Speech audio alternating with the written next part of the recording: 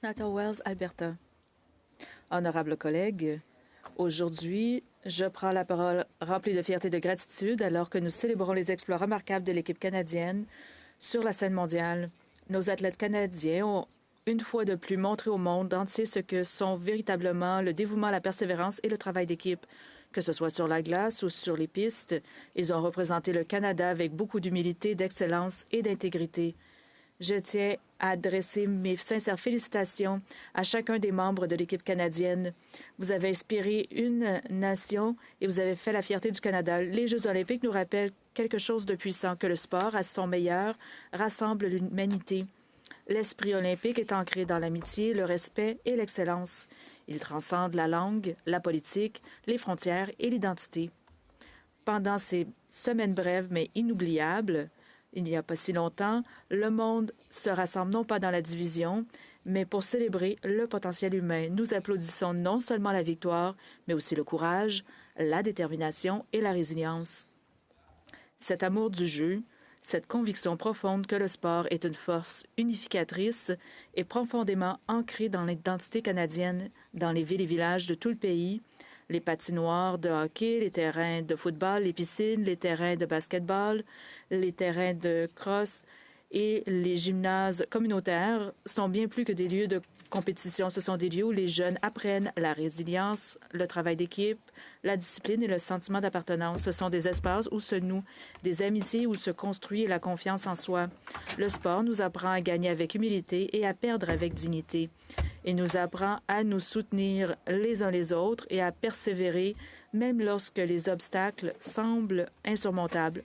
Pour de nombreux Canadiens, c'est dans le sport qu'ils découvrent pour la première fois leur force. C'est là qu'ils éprouvent la fierté d'enfiler le maillot de leur équipe, la responsabilité de soutenir leurs coéquipiers et l'exaltation de repousser leurs limites. C'est là que nous construisons des souvenirs inoubliables et que se forgent les traits caractéristiques de notre personnalité. Le sport façonne les individus et, ce faisant, il façonne notre pays. Regardez notre premier ministre. Nous savons également que la rivalité contribue à rendre le sport si captivant. Le roman et la série télévisée canadienne Heated Rivalry nous le rappellent. Se déroulant dans l'univers fictif du hockey professionnel, l'histoire explore une intense rivalité sur la glace qui évolue vers quelque chose de bien plus personnel, illustrant la complexité, la pression et la passion qui définissent le sport de compétition. Ce qui confère à Heated Rivalry une telle importance culturelle n'est pas seulement sa représentation de la compétition de haut niveau, mais aussi sa reconnaissance du fait que l'identité, y compris l'identité sexuelle, existe au sein de ces espaces de haute performance. En tant qu'œuvre canadienne emblématique, elle remet en question les récits traditionnels sur qui a sa place dans le hockey et nous rappelle que même dans les rivalités les plus acharnées, les athlètes sont des êtres humains qui méritent respect, dignité et authenticité. Mais autant le sport nous unit, autant il peut aussi mettre en lumière les domaines où nous avons encore du travail à faire. Le sport n'a pas toujours été accueillant pour tout le monde. Pour trop de Canadiens, en particulier les athlètes de LGBTQI+, et surtout les athlètes transgenres et non-binaires, le sport a trop souvent été un lieu d'exclusion plutôt que d'appartenance. Pour certains, entrer dans un vestiaire a été un acte de courage. Pour d'autres, rejoindre une équipe a signifié se préparer au rejet plutôt que de saisir une opportunité. Lorsqu'un jeune entre sur le terrain ou sur la glace, il devrait ressentir l'excitation du jeu et non la crainte de ne pas être accepté. Il devrait penser au prochain jeu, au prochain but, au prochain tour de piste et non se demander s'il est en sécurité ou s'il est vu. Cette question n'est pas abstraite pour moi. Bien avant d'avoir l'honneur de siéger en cette chambre, je travaille dans les salles de classe et au sein de communautés pour promouvoir des environnements sportifs plus sûrs et inclusifs. J'ai écouté des jeunes qui aimaient profondément leur sport, mais qui se demandaient si leur sport les aimait en retour. J'ai entendu des histoires d'isolement, de silence, mais aussi d'un courage incroyable.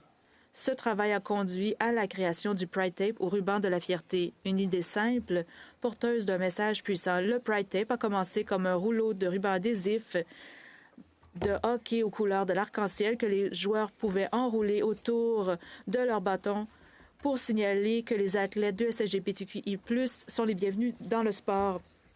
Il ne s'agit pas de politique, il s'agissait d'appartenance. Il s'agissait de créer un signe visible qui dise clairement et simplement « Tu es en sécurité ici, tu es respecté ici, tu as ta place ici ». Lorsque les Oilers d'Edmonton sont devenus la première équipe de la LNH à utiliser le Pride Tape, ce ruban aux couleurs de l'arc-en-ciel, les Oilers ont envoyé un message fort, non seulement aux amateurs présents dans l'aréna, mais aussi à tous ces jeunes qui regardaient chez eux. Cela leur a fait comprendre que leur hockey leur appartenait aussi. Ce petit morceau de ruban de hockey aux couleurs de l'arc-en-ciel est devenu un symbole d'espoir et de possibilités. Depuis lors, le ruban Pride Tape s'est répandu dans plus de 60 pays, a été utilisé dans de nombreux sports, au hockey bien sûr, mais aussi au curling, au bobsleigh, à la crosse, au baseball, au tennis, au dodgeball et dans bien d'autres sports et activités. Mais le ruban en lui-même n'est qu'un symbole. Le véritable objectif a toujours été le changement de culture afin de favoriser des environnements sportifs où le respect n'est pas négociable et où l'inclusion, c'est la norme. Une culture où la diversité, ce n'est pas vu comme un défi qu'il faut gérer, c'est plutôt une force à embrasser. Aujourd'hui, l'un des débats les plus urgents dans le monde sportif porte sur les athlètes transgenres. Il s'agit de jeunes personnes qui adorent le sport, qui s'entraînent dur, qui arrivent tôt pour leur entraînement, qui s'engagent pleinement envers leurs coéquipiers, qui rêvent de compétition, de sentiments d'appartenance, comme n'importe quel autre athlète. Ils méritent des politiques fondées sur des données factuelles, sur l'équité, la compassion et les droits de la personne, et non pas sur la peur, la désinformation ou l'idéologie politique. Les recherches nous montrent que les environnements sportifs inclusifs améliorent la santé mentale, réduisent l'isolement et augmentent la participation. Nous savons aussi que l'exclusion peut causer des dommages à la fois graves et durables.